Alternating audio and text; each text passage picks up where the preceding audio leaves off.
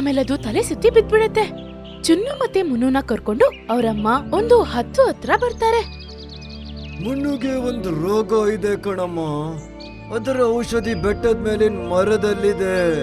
ಅದ್ ಸಿಕ್ಕಿಲ್ಲ ಅಂದ್ರೆ ಅವ್ನ್ ಸಾಯ್ತಾನೆ.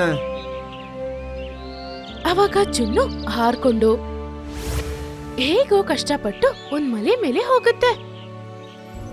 ಆಮೇಲೆ ಅಲ್ಲಿಂದ ಒಂದ್ ಸ್ವಲ್ಪ ಅಮೃತನ ತಗೊಂಬಂದು ಕೊಡುತ್ತೆ. ಆಮೇಲೆ ಹದ್ದು ಡಾಕ್ಟರ್ ಅದನ್ನ ಸ್ವಲ್ಪ ತೆಗೆದು ಮುನ್ನುಗೆ ಕೊಡ್ತಾರೆ. ಅದನ್ ತಿಂದು ಮುನ್ನು ಗುಣವಾಗ್ಬಿಡತ್ತೆ. ಆಮೇಲೆ ಮುನ್ನು ಎದ್ದು ಹೇಳುತ್ತೆ, ಅಣ್ಣ, ನನ್ನನ್ನ ಕ್ಷಮಿಸ್ಬಿಡು. ನಿಂಗ್ ನಾನು ತಪ್ಪೇ ಯಾವಾಗ್ಲೂ ಅನ್ಕೊಂಡೆ. ಬೇರೆಯವರ ಮಾತನ್ನೆಲ್ಲ ಕೇಳಿ ನಿನ್ ಗೂಡನ್ನ ನಾನು ಹಾಳು ಮಾಡಾಕಿದ್ದೀನಿ.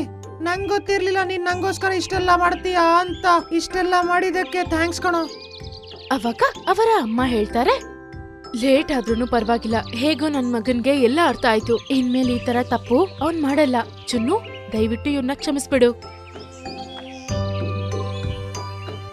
ಅಮ್ಮ, ಇವನಂತೂ ನನ್ನ ಸಣ್ಣ ತಮ್ಮಂದ್ರು ತಪ್ಪು ಮಾಡ್ತಾನೆ ಇರ್ತಾರಲ್ವಾ.